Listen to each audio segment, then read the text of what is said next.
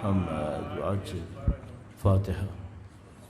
بسم الله الرحمن الرحيم. الحمد لله رب العالمين الرحمن الرحيم مالك يوم الدين إياك نعبد وإياك نستعين اهدنا الصراط المستقيم صراط الذين أنعمت عليهم غير المغضوب عليهم ولا الضالين.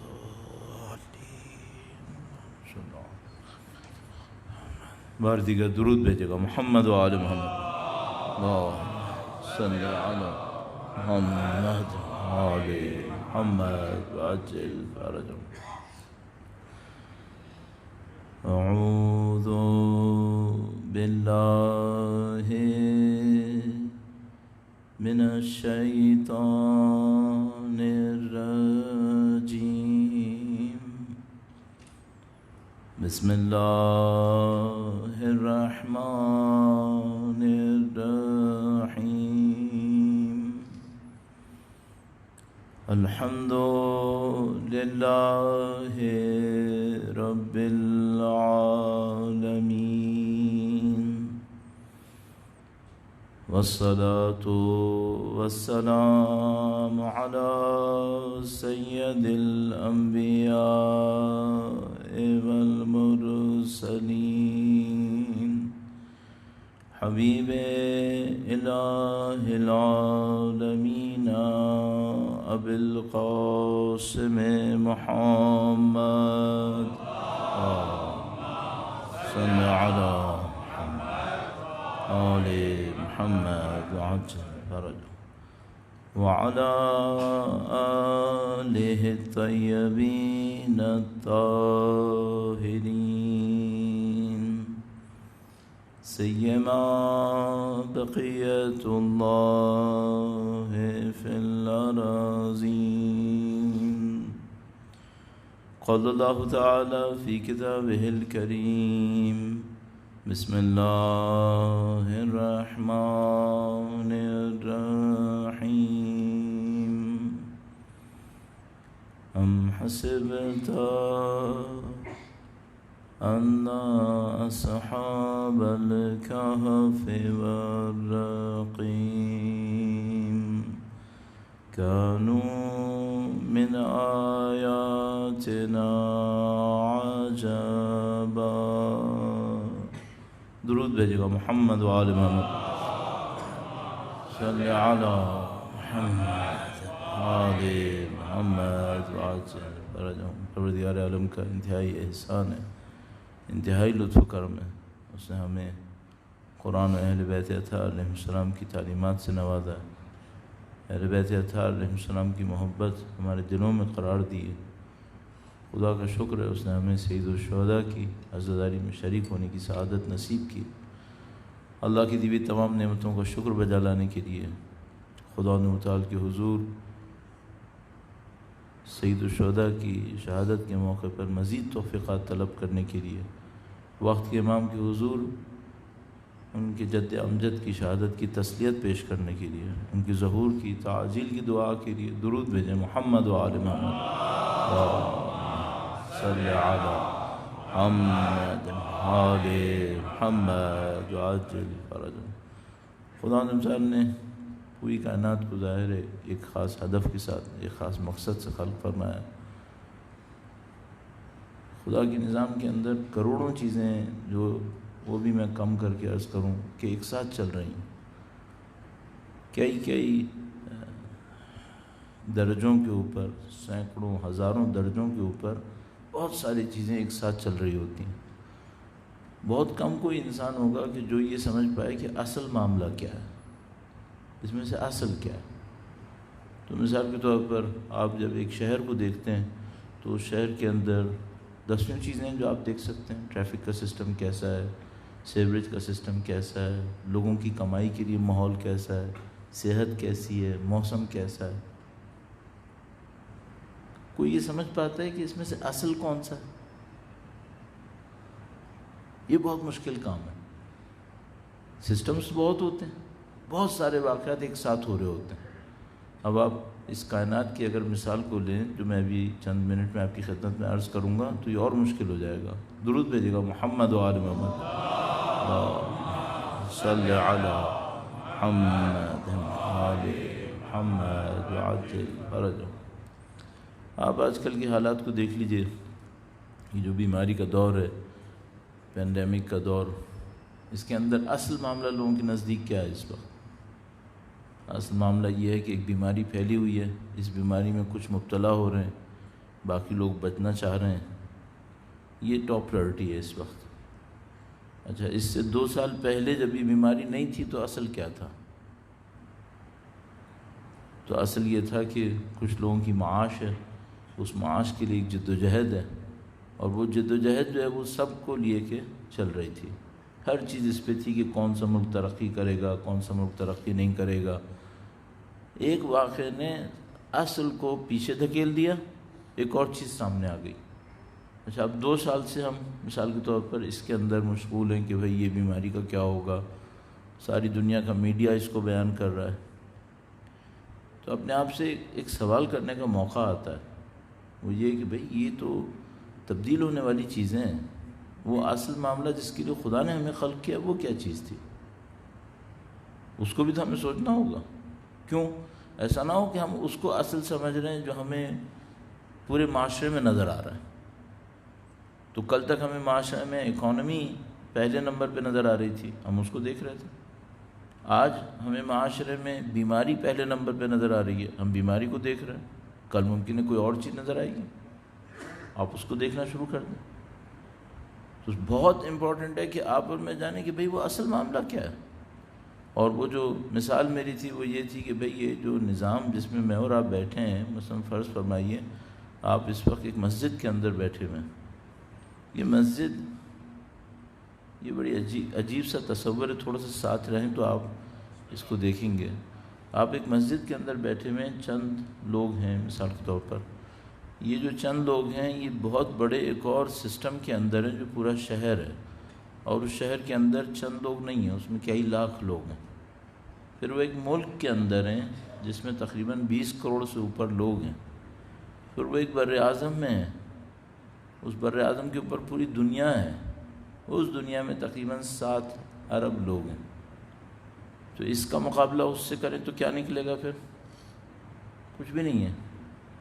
یہ جو زمین ہے یہ ایک سسٹم کے اندر ہے، اس سسٹم میں اس زمین کی حیثیت بہت ہی چھوٹی سی ہے، اور یہ جو سارا سسٹم ہے جس کو ہم سولر سسٹم کہتے ہیں، اس سولر سسٹم ایک اور بہت بڑے سسٹم کا حصہ ہے، اور وہ جو ہے وہ ایک اور بہت بڑے سسٹم کا حصہ ہے، اور وہ سسٹمز اتنے دور تک ہیں کہ اگر لائٹ ٹریول کرے تو 40 ارب سال تک چلے تب بھی نظام ہے۔ یہ ہمارے دماغ سے باہر کی بات ہو گئی ہے۔ لائٹ کی سپیڈ کتنے 100 کلومیٹرز پر سیکنڈ ہے، اگر وہ اس کی سپیڈ سے چلے تو 1 لاکھ نہیں، 10 لاکھ نہیں، کروڑ نہیں، 1 ارب نہیں، بلکہ 40 ارب سال تک لائٹ چلتی رہے تو یہ سسٹمز ہیں، اور ان سسٹمز کے اندر ایسے ایسے ستارے سیارے موجود ہیں جس میں ہمارا سورج 10 لاکھ سے زیادہ آ جائیں گے۔ ایسے ایسے ستارے سیارے ہیں جس میں ہمارا سورج، جس کے سامنے ہم بہت ہی پن ہیں، ہمارے سورج 10 لاکھ سے زیادہ سورج اس ایک ستارے کے اندر آ جائیں گے۔ اور کچھ جگہیں ایسی ہیں جہاں یہ سب غرق ہو رہے ہیں، اور وہ جو انہیں کھا رہا ہے وہ بعض اوقات کئی سورج ایک ساتھ کھا جاتا ہے۔ کہاں جاتے ہیں ان کو کوئی بھی نہیں جانتا کہ کہاں جاتے ہیں یہ۔ صحیح ہے؟ اس خدا کے نظام میں اصل کیا ہے؟ کس لیے خلق ہوا ہے یہ سب؟ یہ وہ چیزیں جو ہمیں سمجھ میں آنی چاہیے۔ اگر ہمیں یہ سمجھ میں آ جائے یہ سب کیا ہے، کیوں خلق ہوئے ہم لوگ، تو بہت بڑا ایک کام ہو جائے گا، اور وہ یہ ہوگا کہ جو ہر روز ہمیں ایک نئی چیز سننے کو ملتی ہے اور ہم اس کے پیچھے بھاگتے ہیں، یہ نہیں ہوگا۔ ہمیں پتہ ہوگا ہماری ڈائریکشن یہ ہے، اس وقت دنیا میں یہ چل رہا ہے، ٹھیک ہے دنیا میں یہ چل رہا ہے، میری ڈائریکشن کیا ہے؟ میری ڈائریکشن یہ ہے ایک مثال سے اور عرض کروں گا، درود بھیجے گا محمد و آل محمد پر، صلی علی محمد و آل محمد وعجل فرجهم۔ چند دن پہلے کسی نے ہم سے سوال کیا، یہ جو سوال کرنے والے ہوتے ہیں یہ ہمارے لیے بہت مددگار ہوتے ہیں، اچھے سوال کرنے والے۔ اب تک برے سوال کرنے والا، شاید کوئی سوال برا سوال نہیں ہوتا، لیکن برا سوال بھی ہو تب بھی مددگار ہوتا ہے، اس سے بھی بہت آسانی ملتی ہے، لیکن بہرحال اچھا سوال تو خیر ہوتا ہی اچھا ہے۔ تو کسی نے سوال کیا، اس نے کہا کہ مولانا ظہر عصر کی نماز اخفات سے کیوں ہے، ہلکی آواز میں کیوں ہے؟ ظہر عصر کی ہلکی آواز میں پڑھنی ہے آپ نے، بسم اللہ آپ اونچی آواز میں پڑھ سکتے ہیں، سورہ حمد آپ نے ہلکی آواز میں پڑھنا ہے۔ تو اس نے کہا کہ یہ کیوں ہے؟ تو کیا چاہتا ہے خدا؟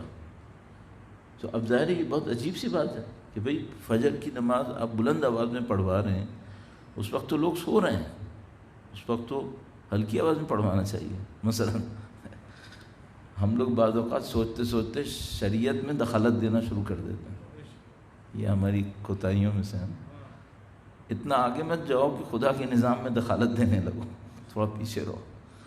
تو بعض اوقات انسان ایسے سوچنے لگتا ہے اگر ایسے ہو جاتا تو چلو سوچنے کے لیے تو سوچ لے۔ تو مثال کے طور پر ظہر عصر کو کیوں خداوند متعال نے کہا کہ ہلکی آواز میں پڑھے؟ تو اب اورینٹیشن کیا ہے پوچھنے والے کی؟ اورینٹیشن دوسرے لوگ ہیں۔ تو کہتا ہے کہ مثلا فجر میں لوگ سو رہے ہیں تو خدا نے آواز تیز کروا دی، ظہر عصر میں جب سب جاگ رہے ہیں تو آواز نیچے کیوں کروا دی؟ تو اب اس اورینٹیشن کو چینج کرنا پڑے گا۔ اورینٹیشن کیسے چینج کریں؟ یہ مت سوچ رہے ہیں کہ دوسرے سنیں گے تو کیا ہوگا، اس کو بھول جائیں۔ کیوں؟ نماز آپ کا معاملہ ہے خدا کے ساتھ، اس میں دوسروں کی کیا حیثیت ہے؟ آپ اپنے آپ کو دیکھیں۔ تو اب پھر انسان پوچھتا ہے کہ بھائی یہ چلو ٹھیک ہے، دوسروں کو میں نہیں دیکھتا، میرا معاملہ ہے خدا کے ساتھ۔ ان الصلاۃ لذکری، نماز پڑھو مجھے یاد رکھنے کے لیے۔ تو یہ جو میرا خدا کے ساتھ معاملہ ہے، اس میں کیوں فجر مغرب عشاء اونچی آواز میں اور ظہر عصر ہلکی آواز میں؟ تو ایک عجیب سا پوائنٹ سمجھ میں آیا مجھے، تو میرے ذہن میں یہ آیا، اس کو اور ذرا سوچوں گا لیکن ابھی یہ بہتر لگ رہا ہے۔ میرے ذہن میں یہ آیا کہ ظہر عصر کے وقت انسان مشغول ہوتا ہے دنیا کے اندر، کاروبار زندگی چل رہا ہوتا ہے، کہیں کوئی آپ اگر واقعاً کوئی کاروبار کر رہے ہوں تو پھر آپ جانتے ہیں کہ اس وقت انسان پوری طرح سے مشغول ہوتا ہے۔ اس وقت خدا چاہتا ہے ہم وقت نکال کے اس کے ساتھ سرگوشیاں کریں، ہم وقت نکال کے اس کے ساتھ مناجات کریں۔ اونچی آواز میں نہیں بولیں، ہلکی آواز میں بولیں۔ ان دو باتوں کو کبھی احساس کریں اپنے وجود کے اندر کہ اگر آپ خدا سے اونچی آواز میں بات کریں اور کبھی خدا سے بہت دھیمی آواز میں بات کریں تو کس کے لیے آپ کو زیادہ اٹینشن دینی پڑے گی؟ دھیمی آواز میں۔ دھیمی آواز میں بات کرنے کے لیے آپ کو پوری اٹینشن دینی پڑے گی خدا کی طرف۔ تو خدا چاہتا ہے جب ہماری زندگی پوری طرح مشغول ہوئی بھی ہو دنیا کے اندر، ہم اپنی دنیا سے نکلیں اور خدا کے ساتھ راز و نیاز کریں، خدا کے ساتھ سرگوشیاں کریں، اور خدا تعالیٰ اس کے اوپر ہمیں اجر دے۔ اور شاید یہی صلاۃ وسطیٰ جو قرآن کریم میں آیا کہ صلاۃ وسطیٰ کا خیال کرو، شاید یہ صلاۃ وسطیٰ ہے جس کو خدا تعالیٰ چاہتا ہے کہ ہمارا خدا سے رابطہ بنے۔ درود بھیجے گا محمد و آل محمد پر، صلی علی محمد آل محمد وعجل فرجهم۔ اصل کو آپ ضرور ڈھونڈیں۔ یہ جو پہلا مطلب تھا یہ ان حالات کی وجہ سے تھا جن حالات میں ہم مبتلا ہیں۔ ہر روز ایک نئی چیز آتی ہے اور اس نئی چیز کی وجہ سے ہم نے اس میں مشغول ہو جاتے ہیں جو دنیا میں ہے۔ مولا نے ایسے لوگوں کو جو اگر ایسا کریں کہ وہ ہر روز نئی آنے والی چیز میں مشغول ہو جائیں، اپنی زندگی کے ہدف کو نہ سوچ سکیں، تو اس کے لیے اچھی تعبیر نہیں کی، یعنی کہا کہ اچھے لوگ نہیں ہیں یہ۔ میں اس کو انشاءاللہ عرض کروں گا آپ کی خدمت میں۔ جو موضوع میں نے 5 دن کے لیے سوچا ہے اس کا تھوڑا سا بیک گراؤنڈ عرض کروں گا تاکہ مزید مقدمے میں وقت نہ لگے اور انشاءاللہ ہم اپنے مطلب کی طرف جا سکیں۔ ایک بار پھر درود بھیجے گا محمد و آل محمد۔ صل علی محمد وآل محمد وعجل فرجهم۔ الحمدللہ رب العالمین، ہم سب لوگ قرآن کریم تلاوت کرتے ہیں، سب میں تھوڑا سا ڈاؤٹ ہے سب کرتے یا نہیں کرتے، لیکن بہرحال اچھے خاصے لوگ کرتے ہیں۔ لیکن ایک مشکل ہے کہ ہم میں سے کم لوگ قرآن کریم کا مطالعہ کرتے ہیں، یہ ہماری مشکل ہے۔ یعنی پہلا مرحلہ تو یہ ہے کہ سب قرآن کریم پڑھتے ہیں یا نہیں پڑھتے، یہ ایک معاملہ ہے، آیا ہر روز سب قرآن کریم پڑھتے ہیں یا نہیں پڑھتے۔ دوسرا معاملہ یہ ہے کہ جو پڑھتے بھی ہیں آیا واقعاً وہ پڑھتے ہیں یا صرف اوپر سے دیکھ رہے ہوتے ہیں اور دہرا رہے ہوتے ہیں، تو ہماری ساتھ یہ مشکل ہے۔ اچھا، ہم طالب علم ہونے کے ناطے ہم لوگوں کو سکھایا جاتا ہے کہ بھئی آپ قرآن کریم کے اوپر غور کریں، قرآن کریم کے اوپر غور کریں۔ تو جب آپ قرآن کریم پہ غور کرنے لگتے ہیں تو قرآن کریم میں مختلف کیٹیگریز بنتی ہیں، مختلف اس کے قسمیں بنتی ہیں۔ ایک قسم قرآن کریم کے اندر انبیاء کے واقعات ہیں، ہم سب جانتے ہیں، ان کو ہم عربی میں قصص الانبیاء کہتے ہیں، اردو میں آپ کچھ بھی کہیے، انبیاء کے واقعات۔ کوئی نعوذ باللہ کچھ اور کہانی کہہ بیٹھے غلطی سے تو ایک علیحدہ مسئلہ ہے، لیکن انبیاء کے واقعات ہیں سارے کے سارے، ظاہر حقیقتیں ہیں، ان میں سے کوئی چیز ایسی نہیں ہے جو خدا نہ کرے کسی اور طرح سے ہوئی۔ یہ جو خدا نے انبیاء کے واقعات بیان کیے ہیں، پورے قرآن کریم کے اندر سب سے زیادہ ایک نبی اور ایک قوم کے واقعات بیان ہوئے۔ ہزاروں انبیاء کے نام نہیں آئے، ہم سب کو معلوم ہے۔ اگر 1,24,000 انبیاء تشریف لائے تو قرآن کریم میں جتنے انبیاء کا ذکر ہوا ہے وہ مشکل سے 80 ہیں، مشکل سے، باقی کسی کا تذکرہ نہیں ہوا۔ اور جن کا تذکرہ ہوا ان میں عجیب بات ہے کہ سب سے زیادہ ایک نبی کا تذکرہ ہوا ہے، سب سے زیادہ ایک قوم کا تذکرہ ہوا ہے۔ اب ہم سب جانتے ہیں وہ نبی حضرت موسیٰ علیہ السلام ہیں، اور قوم بنی اسرائیل ہے۔ تمام انبیاء کی ذوات مقدسہ پر درود بھیجیں، محمد و آل محمد صلی علی محمد آل محمد وعجل فرجهم۔ اب یہ کہ یہ جو خدا متعال نے ایک نبی کا تذکرہ سب سے زیادہ کیا، ایک قوم کا تذکرہ سب سے زیادہ کیا، تو اللہ کے نبی نے اس کے اوپر ایک روایت ارشاد فرمائی، اور اس سے ہمیں یہ بتانے کی کوشش کی کہ بھئی کیوں ایک نبی کا تذکرہ، ایک قوم کا تذکرہ سب سے زیادہ ہوا۔ تو ایک روایت ہے، اور جہاں تک مجھے یاد آتا ہے اہل سنت کے پاس بھی یہ روایت ہے، ہمارے پاس بھی ہے۔ روایت میں اللہ کے نبی نے فرمایا کہ تم اور بنی اسرائیل ایک ہی مقدر پر ہو، تم اور بنی اسرائیل ایک ہی مقدر پر ہو۔ یعنی یہاں تک ارشاد فرمایا کہ اگر وہ کسی سوراخ میں گئے تم بھی اسی سوراخ میں جاؤ گے، تم بھی اسی سوراخ میں جاؤ گے۔ اچھا، اب ہم سب کو معلوم ہے کہ یہاں سوراخ سے مطلب کوئی ہول نہیں ہے، انبیاء کسی ہول، قوم تو کسی سوراخ میں نہیں جاتی، تو کیا مطلب ہوا یہاں پہ؟ یعنی اگر وہ قوم کسی سختی سے گزری تھی تم بھی اس سختی سے گزرو گے، اگر وہ قوم کسی ایک آزمائش سے گزری تھی تم بھی اسی آزمائش سے گزرو گے۔ سوراخ کا مطلب یہ ہے کہ مثلا جگہ کم ہے، وہاں سے کوئی گزرے تو سختی سے گزرے گا، تو وہ قوم اگر کسی سختی سے گزری تھی تم بھی گزرو گے، کسی آزمائش سے گزری تھی تم بھی گزرو گے۔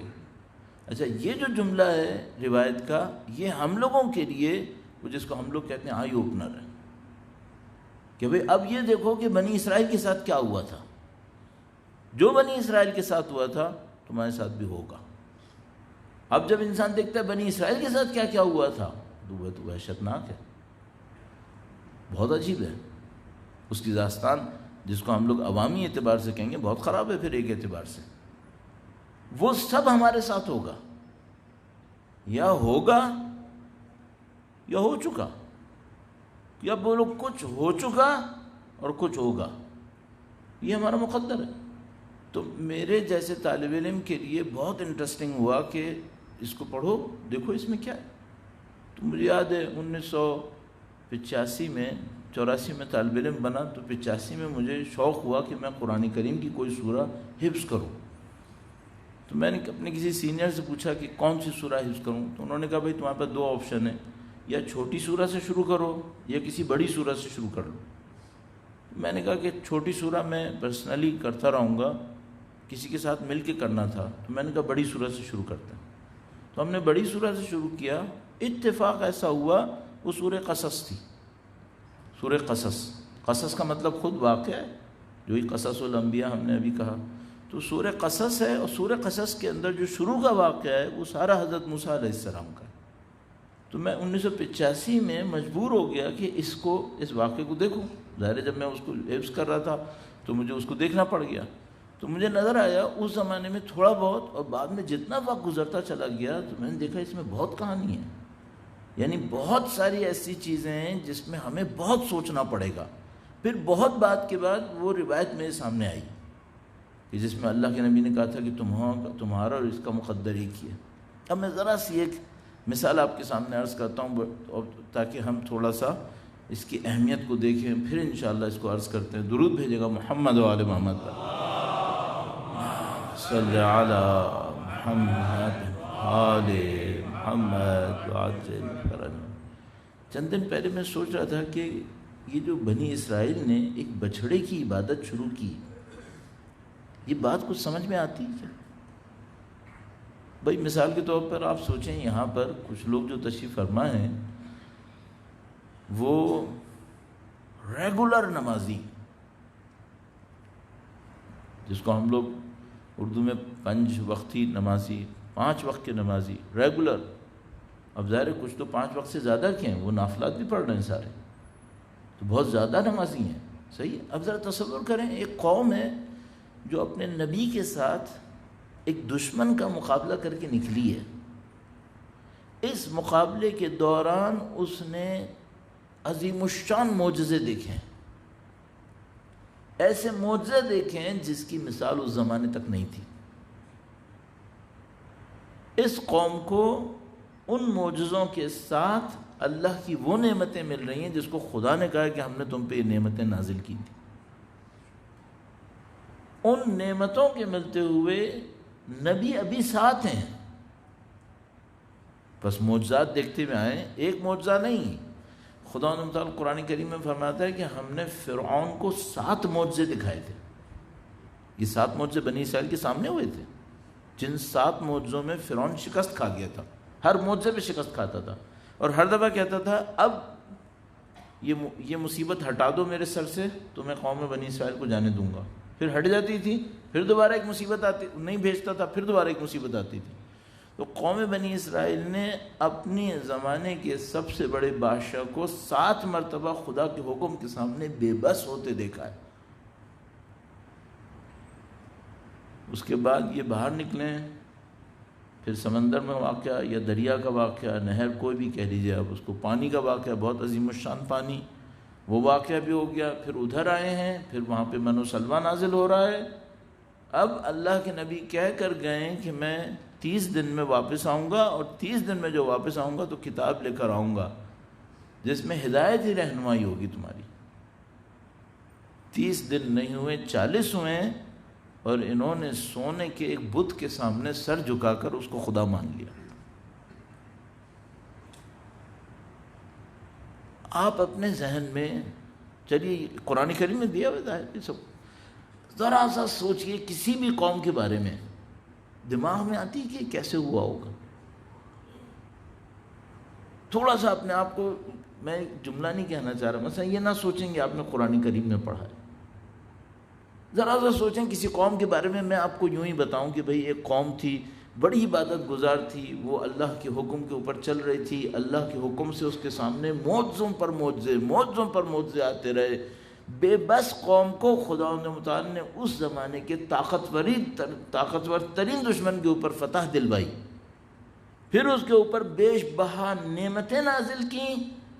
اس کا نبی 30 دن کا کہہ کے گیا تھا، 40 دن لگ گئے، اور یہ بچھڑے کی عبادت کرنے لگے۔ یہ بات کچھ سمجھ میں آتی ہے؟ اب میں کہہ رہا ہوں کہ ہم اور بنی اسرائیل کا مقدر ایک ہی ہے۔ اس کا مطلب یہ ہے کہ کوئی چیز ہمارے درمیان بھی ایسی یا ہو چکی ہے یا ہو رہی ہے جو اتنی ہی عجیب ہے، اتنی ہی عجیب ہے۔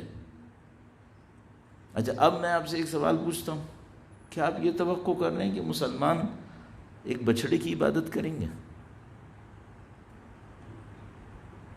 تھوڑا سا یہاں پہ رک کے قرآن کریم کے ایک طریقہ کار کو عرض کرتے ہیں آپ کی خدمت میں. درود بھیجے گا محمد و آل محمد پر. صلی علی محمد محمد وعجل فرجہ. تمام آسمانی کتابوں میں ایک بہت بڑا چیلنج ہے. یہ بات تھوڑی سی ایکیڈیمک ہے، بہت بڑا ایک چیلنج ہے. چیلنج یہ ہے کہ بھئی یہ کتاب اتنی سی ہے. آپ کہیں گے اتنی سی کا مطلب کہ مثلا چند 100 صفحے ہیں. یہ دنیا کے قوانین کی کتابیں دیکھی آپ نے؟ جو لائرز وغیرہ یہاں بیٹھے ہیں ان کو پتہ ہے کہ جب ہم دنیا کے کسی چھوٹے سے ملک کے قانون کی بات کرتے ہیں تو ان کی کتابیں کتنی ضخیم ہوتی ہیں. ایک جلد نہیں ہوتی، کئی جلدیں ہوتی ہیں، موٹی موٹی کتابیں. اور وہ قانون ہوتے ہیں جن کو ہر 5-10 سال کے بعد 20 سال کے بعد بدل دیا جاتا ہے. دنیا میں ایسے کتنے قوانین ہوں گے؟ جتنے ملک ہیں اتنے قوانین ہیں. کوئی ملک ہے جس کا قانون نہ بدلا ہو؟ نہیں، کوئی دنیا کا ملک ایسا نہیں جس کا قانون نہ بدلا ہو. اب خدا ایک کتاب بھیجے، ایک قانون بھیجے ساری انسانیت کے لیے، قیامت تک بدلنا بھی نہیں ہے.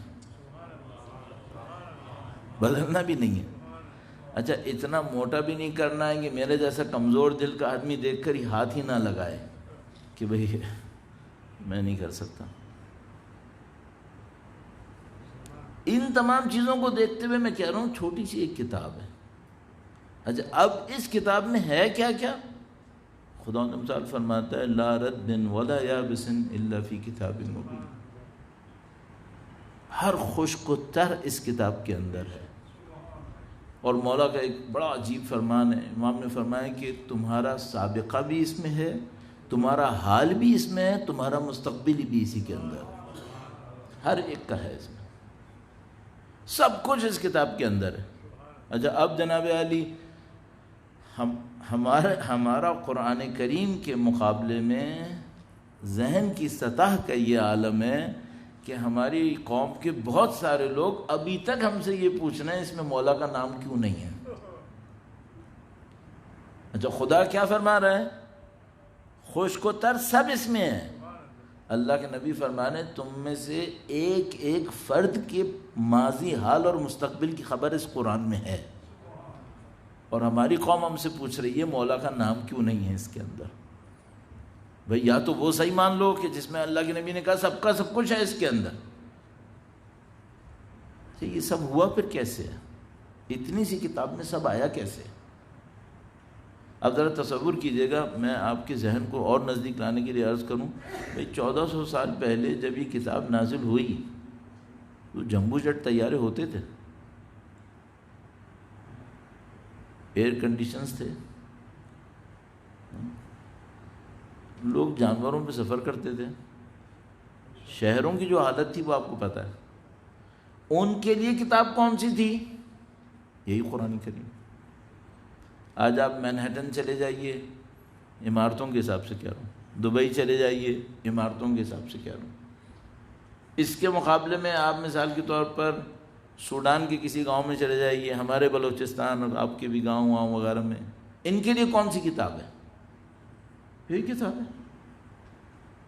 تو اس کتاب میں کیا ہے کہ یہ ان کے لیے بھی یہی ہے، سب کے لیے یہی ہے؟ یہ کیسے ہوا ہے؟ تو یہاں پر ایک بہت نفیس ایک اور روایت ہمارے پاس آتی ہے، بہت نفیس ایک روایت، اور اس سے ہمارے لیے ایک اور کلو کھلتا ہے، ایک اور راستہ نکلتا ہے. اس کو عرض کرتا ہوں، درود بھیجے گا محمد و آل محمد. صلی علی محمد آل محمد وعجل فرجہ. تو ہمارے پاس ایک روایت ہے جس میں لکھا ہے کہ بھئی سادہ سی روایت، بچپنے سے آپ نے سنی بھی ہے. کہا کہ قرآن کریم کی ہر آیت میں 70 معانی ہیں. 70 معانی ہیں. اچھا عربی میں جب کسی چیز کے لیے گویا انفائنائٹ بولنا ہو، بہت زیادہ، تو وہ بولتے تھے 70. تو 70 کا مطلب 69 + 1 نہیں ہوتا ہے. 70 کا مطلب ہے لامحدود، اس کا شمار نہیں کر سکتے تم. اس کے لیے بولتے تھے 70. چلو میں کہہ رہا ہوں 70 کا مطلب 69 + 1 لگا لو, صحیح ہے. اب میں آپ کے سامنے ایک آیت پڑھتا ہوں, انا اعطیناک الکوثر. کتنے معنی نکلنے چاہیے اس میں؟ 70 تو نکلے. کوئی 7 نکال لے گا؟ کوئی 7 نکال لے گا؟ اب ایک اور چیلنج ہے, 70 معنی نکلیں اور وہ سارے معنی جتنا مینہٹن میں اپلیکیبل ہوں اتنا ہی ہمارے مثلا ٹنڈو الایار میں اپلیکیبل ہوں. ایسا نہ ہو کہ ایک معنی اس کے لیے تو ہو اس کے لیے نہ ہو, نہیں, یہ بھی نہیں چاہیے. 70 معنی نکالو اور وہ معنی جتنا 1400 سال پہلے لوگوں کی زندگی کو ہدایت دیتا ہو اتنا ہی آج بھی ہدایت دے. صحیح ہے؟ ہم قرآن سمجھ پا رہے ہیں؟ یہ بات دیکھو, 2 × 2 4 واضح ہو گئی. چلیے میں ایک چھوٹی سی ایک مثال آپ کی خدمت میں عرض کرتا ہوں, تو نظریے پہ چل رہا ہے نا, ایک مثال عرض کرتا ہوں. صحیح ہے, میں نے آپ کی خدمت میں آیت کریمہ پڑھی انا اعطیناک الکوثر. اچھا, کی ورڈ یہاں پہ کون سا ہے؟ کوثر. صحیح. بسم اللہ الرحمن الرحیم. الہاکم التکاثر, الہاکم التکاثر حتی زرتم المقابر. صحیح. اچھا, الہاکم التکاثر, الہاکم التکاثر کا مطلب کیا ہے؟ تمہیں ہلاک کر دیا تکاثر نے, تکاثر نے ہلاک کر دیا تمہیں. اچھا, اس آیت کریمہ میں کوثر وہ خدا کہہ رہا ہے یہ اتنی بڑی نعمت ہے, فخر کر رہا ہے ہم نے دی ہے تمہیں. اور یہاں پہ کیا فرما رہے ہیں؟ تکاثر نے تمہیں ہلاک کر دیا ہے. صحیح ہے. یہ تکاثر اور کوثر میں کیا فرق ہے؟ بات سمجھ میں آ رہی؟ صحیح. تو بھئی کیا فرق ہے؟ تو اس کا چھوٹا سا ایک فرق ہے. تو مثلا ایک مفسر آیت اللہ جوادی عاملی بہت خوبصورت ایک جملہ کہتے ہیں خدا ذکر کرتا ہے کوثر کا, ہم ذکر کرتے ہیں کثرت کا. خدا ہم سے کہتا ہے کوثر کے پیچھے جاؤ, ہم کس کے پیچھے جاتے ہیں؟ کثرت کے پیچھے. یہ فرق ہے. خدا کہتا ہے ہم نے کوثر نصیب کیا ہے. اللہ فرماتا ہے اپنے نبی کو ہم نے کوثر نصیب کیا آپ کو. کوثر صرف کثرت ہے؟ نہیں, کوثر تو مصائب کا ارادہ نہیں ہے. کوثر تو وہ بھی ہے جب ایک گھر کے اندر ایک بیوی کے اوپر دروازہ جل رہا ہے, یہ بھی کوثر ہے. یہاں کثرت ہے؟ نہیں, قلت ہے. کربلا میں کثرت ہے؟ نہیں, قلت ہے. کوثر کہاں ہے؟ کوثر وہی ہے جو مقتل میں ہے, وہ کوثر ہے. اور وہ جو کثرت کو دیکھتے ہیں یہ وہ ہیں جن کو خدا کہہ رہا ہے الہاکم التکاثر. تمہیں کثرت پسندی نے مار دیا, تم لوگ کثرت پسندی کے ہاتھوں مر گئے.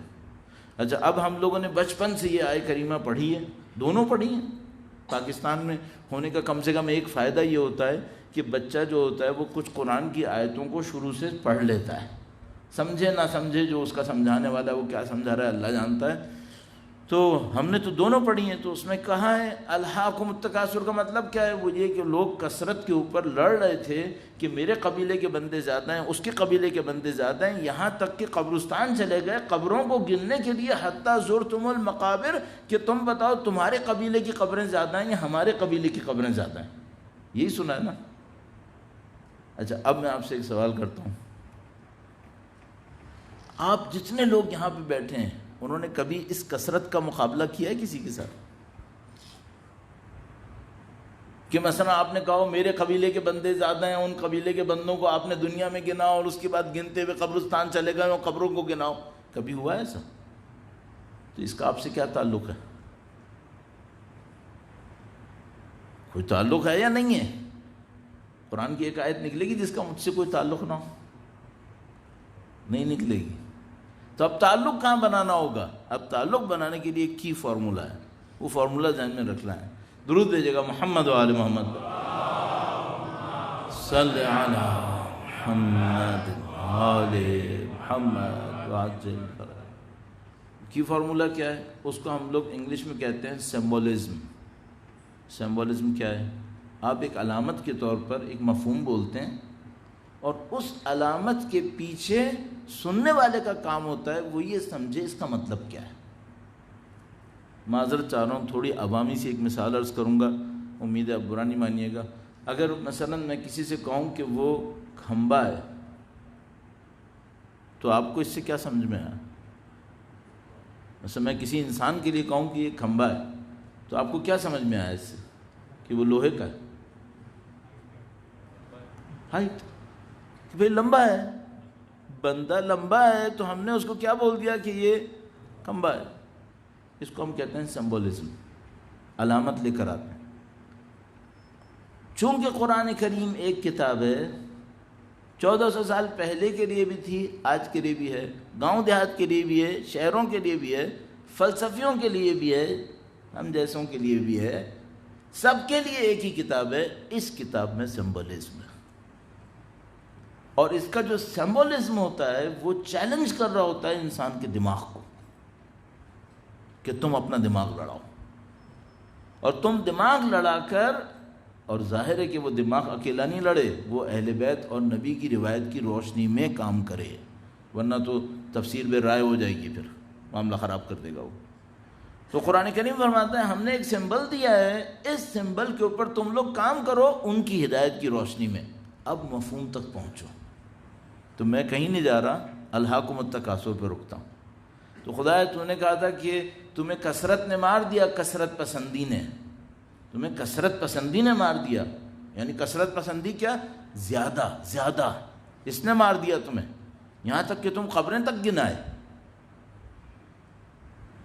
اچھا ایک بات اور عرض کرتا چلوں، قرآن کریم نے نہیں لکھا تھا قبریں گن کے آئے، لکھا تھا زرتم المقابر، زرتم وہی زیارت کا، یہاں تک کہ تم قبریں دیکھا ہے، صحیح ہے۔ اب میں اس سمبولزم کی طرف کام کرتا ہوں، وہ یہ کہ ہماری دنیا کے اندر، اس وقت کی دنیا کے اندر زیادہ تر لوگ پیسے کی دوڑ میں ہیں یا نہیں ہیں؟ ہے صحیح۔ یہ جو پیسے کی دوڑ ہے یہ کوالٹی کی دوڑ ہے یا کوانٹٹی کی دوڑ ہے؟ کوانٹٹی کی ہے، نمبر کی ہے یہ، صحیح۔ یہ تکاثر نہیں ہے، کس کے پاس کتنے گھر ہیں، کس کے پاس کتنی گاڑیاں ہیں، کس کے پاس کتنا پیسہ ہے، یہ تکاثر نہیں ہے۔ اب کنیکشن آ گیا۔ ہم سمجھ رہے تھے ہمیں بھی قبیلوں کی طرح ایک دوسرے کے بندے گننا ہے، نہیں، یہ جو تم گن رہے ہو نا، میں گن رہا ہوں، میرا بینک بیلنس کتنا ہو گیا، میری پراپرٹیز کتنی ہو گئی ہیں، یہ وہی تکاثر ہے۔ زرتم المقابر کیا کریں گے؟ یہاں تک کہ تم یہ بھی دیکھا ہے کہ جو تکاثر کی جنگ میں تھے وہ سب مر چکے ہیں، یہ تم نے دیکھا ہے اپنی آنکھوں سے کہ تم سے پہلے جن لوگوں نے کثرت کی جنگ کی تھی وہ زندہ ہیں کیا؟ نہیں، مر گئے، ختم ہو گئے۔ تب بھی تم تکاثر سے پیچھے ہٹنے کو تیار ہو رہے ہو کیا؟ کلا سوف تعلمون، جان لو گے۔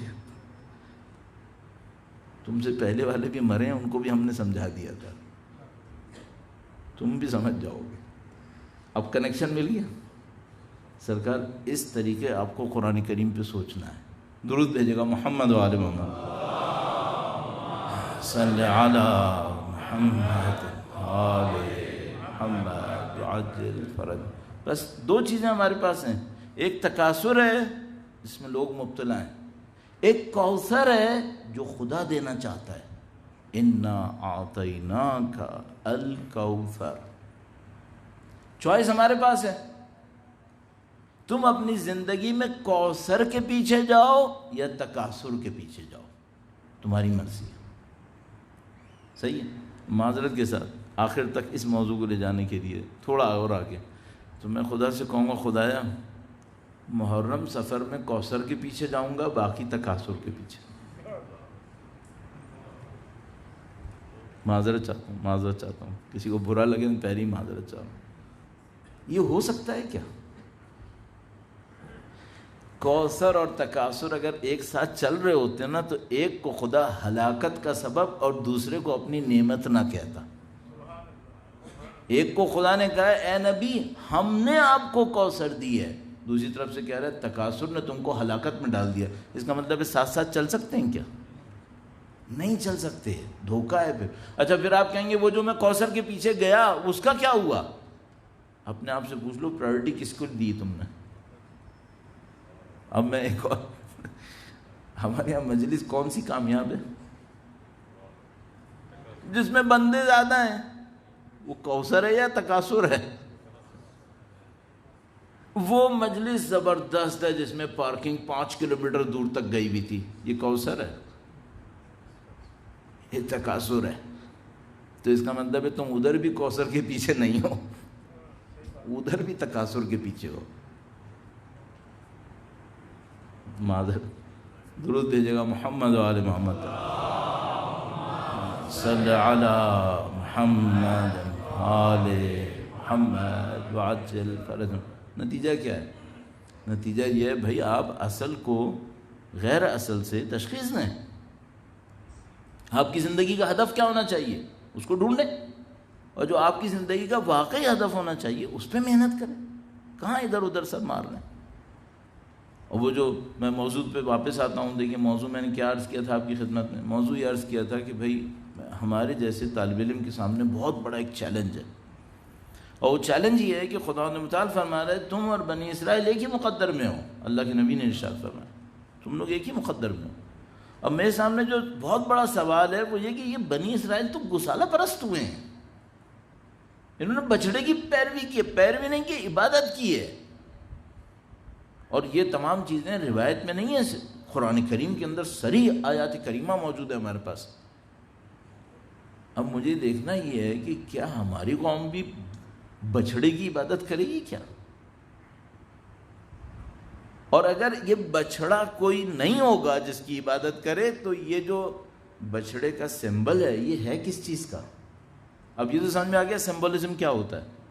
تو ہمیں یہ سمجھ میں آ رہا ہے کہ شاید ایسا نہیں ہوگا انشاءاللہ کہ کوئی بچھڑا یہاں پر ہو جو سونے کے ڈھیر سے بنایا گیا ہو اور اس کے سامنے ساری قوم جھک کر سجدے کر رہی ہو. یہ تو شاید نہیں ہونے والا. صحیح، اگر نہیں ہونے والا، یہ نہیں ہونے والا، اور یہ سمبل ہے تو سمبل کس چیز کا ہے؟ اور اگر یہ سمبل کسی چیز کا ہے اس میں قوم پھنس گئی ہے یا ابھی نہیں پھنسی ہے؟ اچھا آپ کہیں گے بھائی اگر چلو پھنس گئی یا نہیں پھنسی تو اتنی پریشانی کیوں ہے؟ پریشانی اس کے بعد والے سے ہے، اس کے بعد والے سے ہے. کیوں؟ اس میں لکھا ہے کہ جب انہوں نے گوشالہ پرستی کی اور نبی واپس آئے تو انہوں نے کہا کہ توبوا الی بارئکم، اب تم اپنے خدا کے حضور توبہ کرو. تو انہوں نے کہا توبہ کیسے کریں؟ کہا فاقتلوا انفسکم،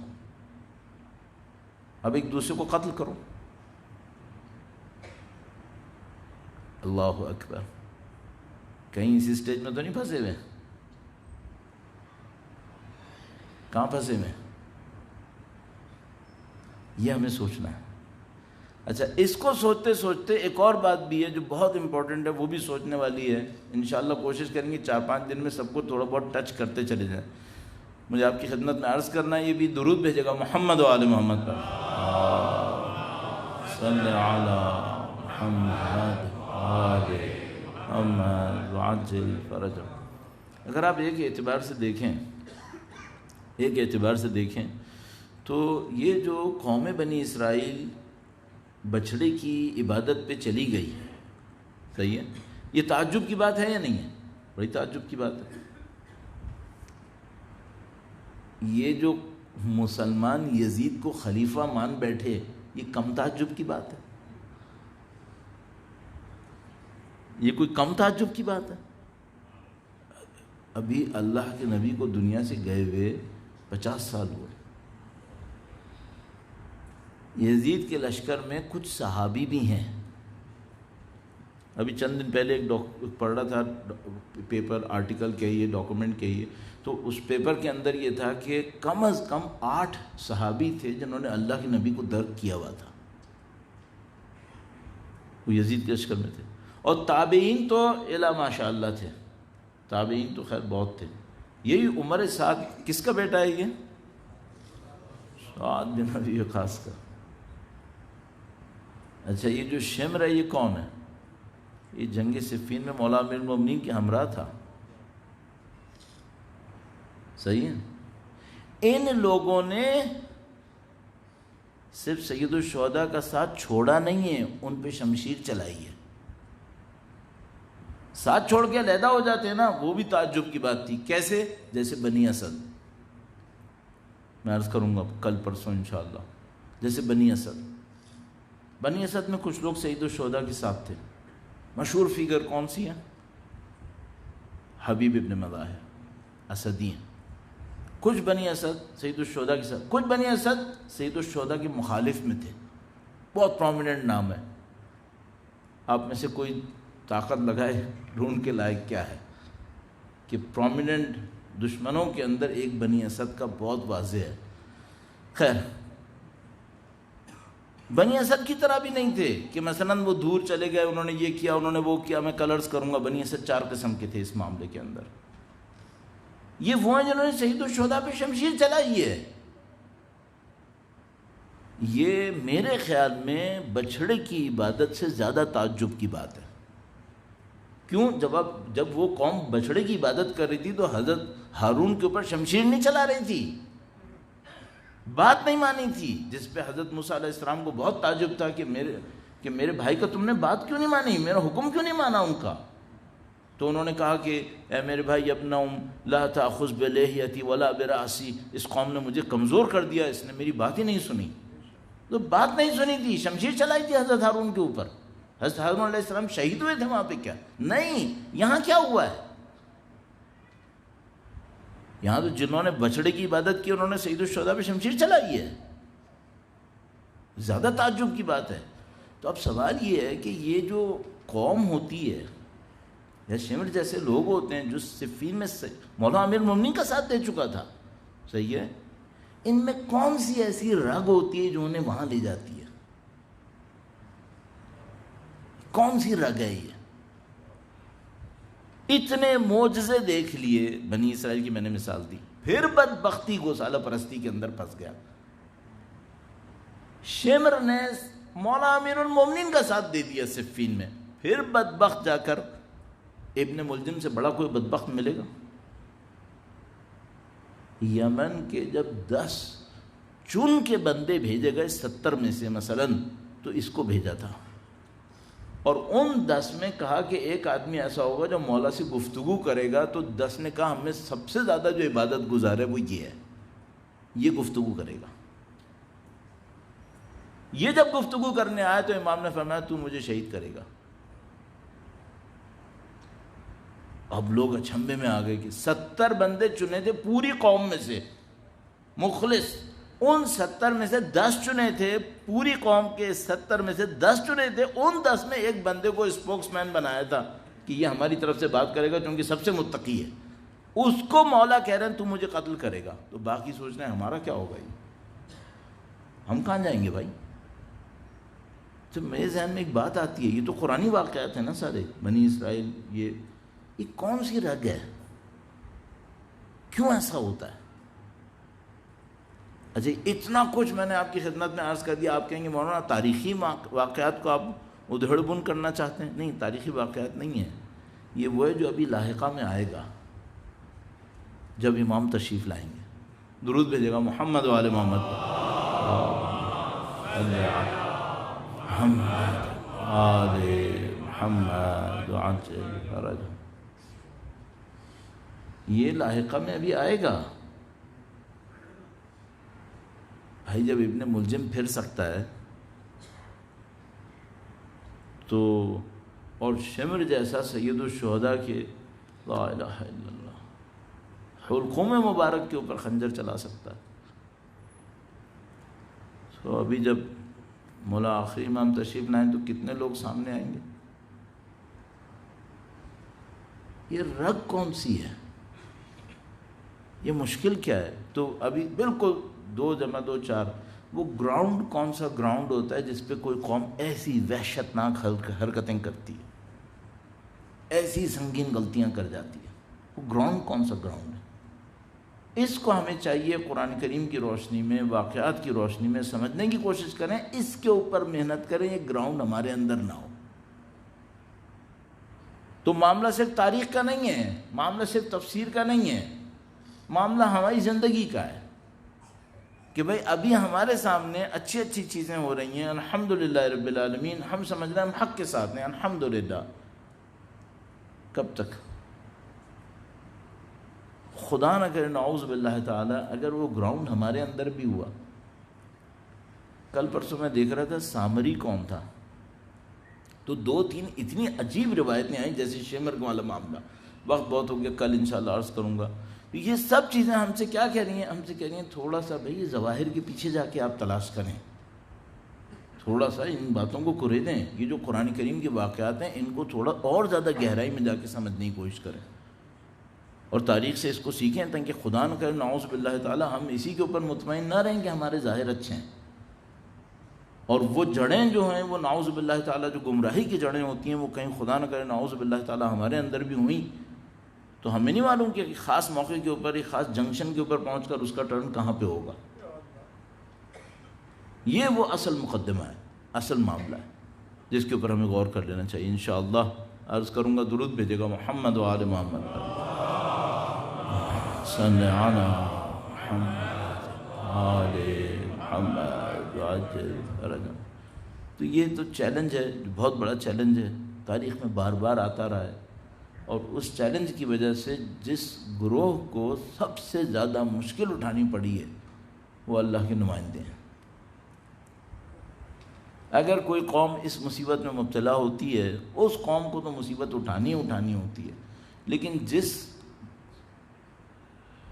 حصے کو سب سے زیادہ مشکل میں جانا پڑتا ہے وہ ہے جو اللہ کا نمائندہ ہے، اس کے ساتھ جو ہو رہا ہوتا ہے وہ آزمائش اور امتحان اور سختی کے اندر وہ خدا جانتا ہے۔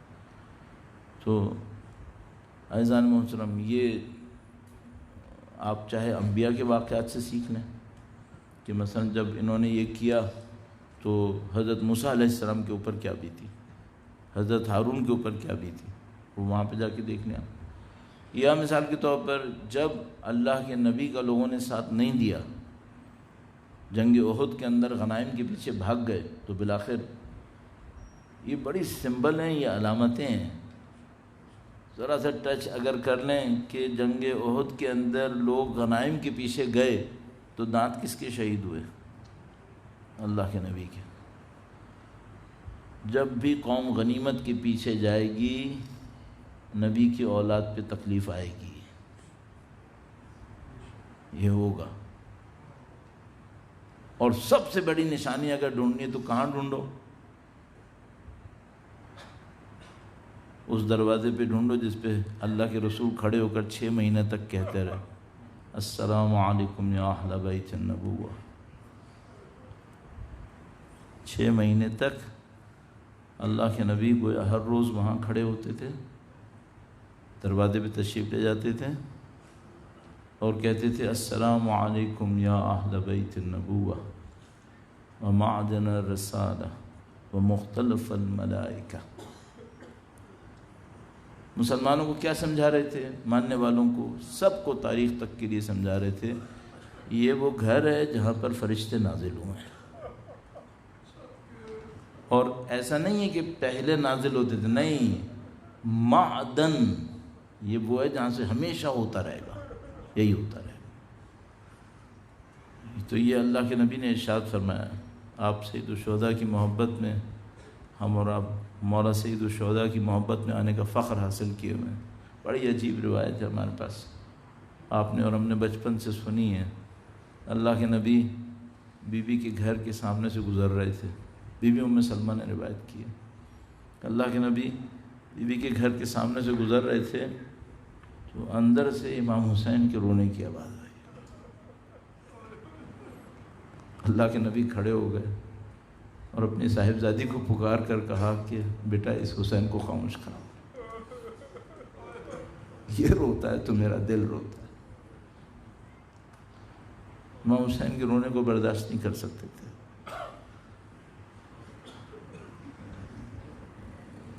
امام حسین کے رونے کو برداشت نہیں کر سکتے تھے، سیدہ کے رونے کو برداشت کر سکتے تھے؟ بی بی سیدہ کے رونے کو برداشت کر سکتے تھے؟ جب فرشتہ آیا اور اس نے کہا کہ اے اللہ کے نبی، ادھر حسین ہے ادھر ابراہیم ہے، کوئی ایک بچہ ابھی قربان ہوگا؟ کہا جبرائیل میں ابراہیم کو قربان کروں گا۔ کہا آپ نے یہ فیصلہ کیوں کیا؟ کہا ابراہیم میرا بیٹا ہے، حسین فاطمہ کا بیٹا ہے، نہیں دے سکتا، میری بیٹی حسین کے غم میں روئے۔ وہ اللہ کے نبی اپنی بیٹی کے اتنے چاہنے والے ہوں اور ایک موقع کے اوپر وقت آئے کہ بی بی کا جنازہ بھی تاریکی میں اٹھانا ہے،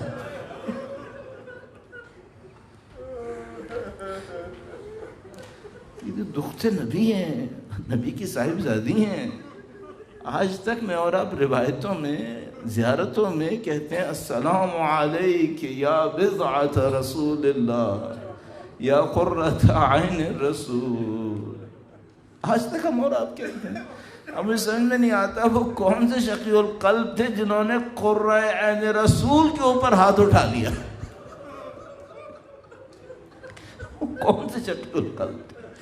ارے دنیا کے اندر ایک دستور ہے، جس کا باپ دنیا سے جاتا ہے اسے تسلی دی جاتی ہے، اور یہ کون ہے؟ یہ بیٹی سیدہ ہیں اور باپ ان کے نبی خدا ہیں، محمد رسول اللہ۔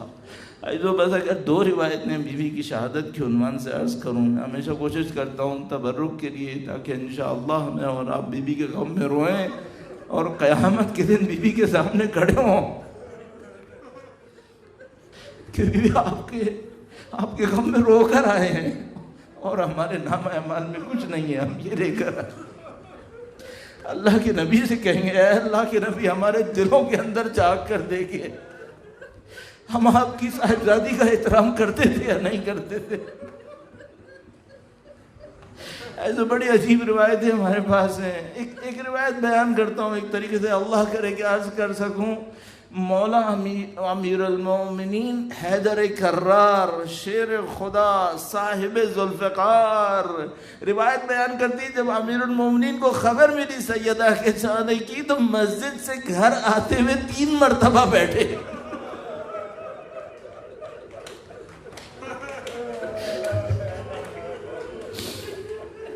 اگر میں ان 2 جملوں کو نزدیک لا سکا،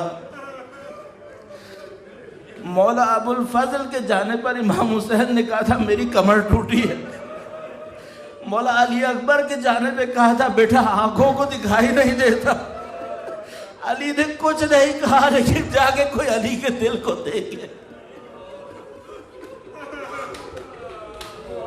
مولا علی نے کچھ نہیں کہا، کچھ نہیں کہا، لیکن جب لاشا تیار کر لیا تو امامہ اتار کے ماتم کیا، کچھ نہیں کہا، امامہ اتار کے ماتم کیا، پھر بچوں سے کہا کہ بیٹا الوداع کر لو۔ اب عزیزو اگر میں ذرا سا آپ کا ایک جملے کا اور وقت لے لوں، ہمارے پاس روایت ہے عرش خدا ہل جاتا ہے جب یتیم اپنی ماں کو یاد کرتا ہے۔ کوئی یتیم بچہ اپنی ماں کو یاد کرتا ہے، عرش خدا ہل جاتا ہے، اے اللہ یہ یتیم حسین ہے اور ماں سیدہ ہے۔ جب سید الشہداء نے بیوی کے کنارے آ کر کہا میری ماں مجھے الوداع کرے تو امیر المومنین کہتے ہیں ندائے غیبی آئی علی بچے کو ماں سے علیحدہ کر دو، آسمان میں کوہرام بپا ہے، یا اللہ تیرے آسمان میں کوہرام بپا ہے۔ عصر عاشور کیا تھا جب حسین قتل گاہ میں تھے، بی بی زینب طلع زینبیہ میں تھے۔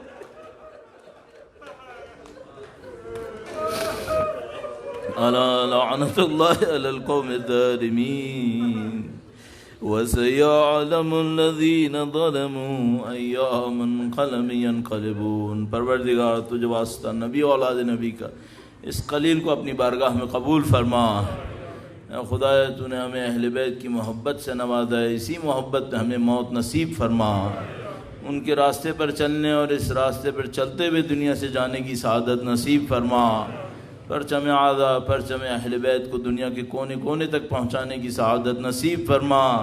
اے خدایا ان آنسوؤں کے صدقے میں ہمیں محبان اہل بیت، عاشقان اہل بیت میں قرار فرما، ان کے اعوان و انصار میں قرار فرما، ان کے وارث کے ظہور کا دن دیکھنا نصیب فرما، ان کی نصرت اور اس راہ میں شہادت نصیب فرما۔